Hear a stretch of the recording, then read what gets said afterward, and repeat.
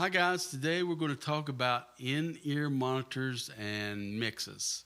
Uh, if you're like most people, you start off playing your instrument at home by yourself, where maybe you have an amp or maybe you got an acoustic guitar, and the sound is always great because you're playing there in your living room or whatever.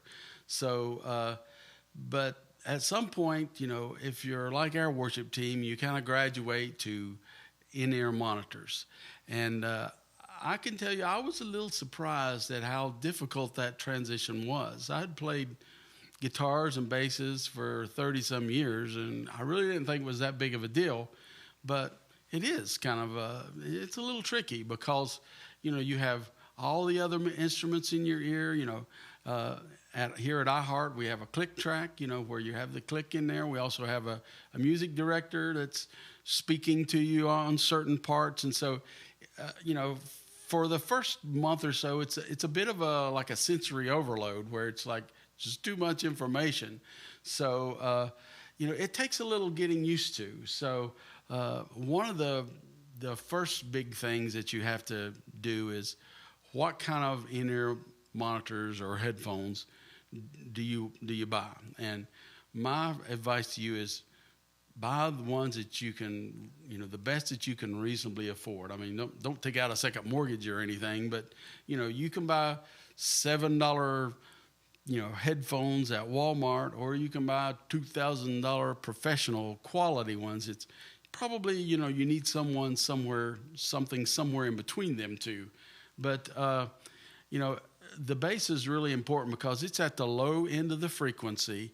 And if you've got really, really poor quality in-ears, it's one of the first things that you lose. And something else that I've learned is if you don't have a really tight seal in your ear, the first thing you lose is the bass tone. I've noticed several times I'm playing, it's like, I can't hear myself.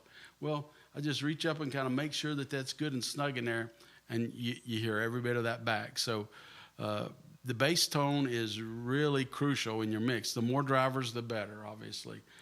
So one thing else that we do is, if you have a digital board, almost every digital board now, you can get an app on your phone that you can adjust everybody's instrument, in your particular mix.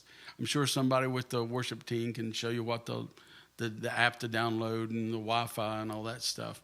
But I want to give you a couple of tips about how to make that whole process easier. So my first tip is, usually at the start of sound check or practice, the audio person wants to go through each of the instruments one at a time. That's a great time to have your ears in and your app out and to adjust those. If something's super hot, cut it down. If something you can't hear it at all, move it up a little bit so that you've got a nice place to start from. Okay. My second thing is electric guitars.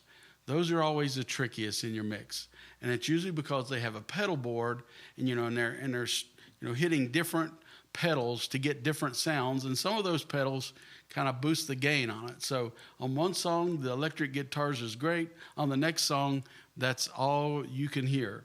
So you've got to kind of adjust it for the loudest sound and pay particularly attention to the electric guitars. For me, those are kind of the toughest to get right in the mix. I love to hear them. They add so much to the song, but it's not great when that's all you can hear. Okay, the next one is, first and foremost, you have to hear yourself. You have to know when you're playing a bad note. And I've noticed sometimes that, some people, don't have themselves in the mix. I don't know how you play if you can't hear yourself. Now, you can't have yourself so loud that you're all that you can hear, but you definitely have to hear yourself above everything else. And another bit of advice is, let's say that, you played last week, you thought your mix was perfect, you come back this week, and it just sounds it's terrible. It's like, what is wrong? And the first thing that you always need to focus on when your mix isn't great is listen specifically for what you hear the most. A lot of times when your mix is bad and you feel like I need to cut everything up. I need to cut the keys up, the vocals up. I need to cut everything up. Usually what you need to do is you need to cut one thing down. So you lower that one thing and it's like everything else is perfect. So when you're listening to your mix and it don't sound great, listen for the thing that is the loudest and cut that down. That will save you a lot of time. And last is the click in your mix. As the bass player, you're part of keeping the beat, keeping the group, on the beat. So you have to have the click in your mix. I mean, don't have it so loud that you're going to hurt your hearing, but it's important that you have click in your mix.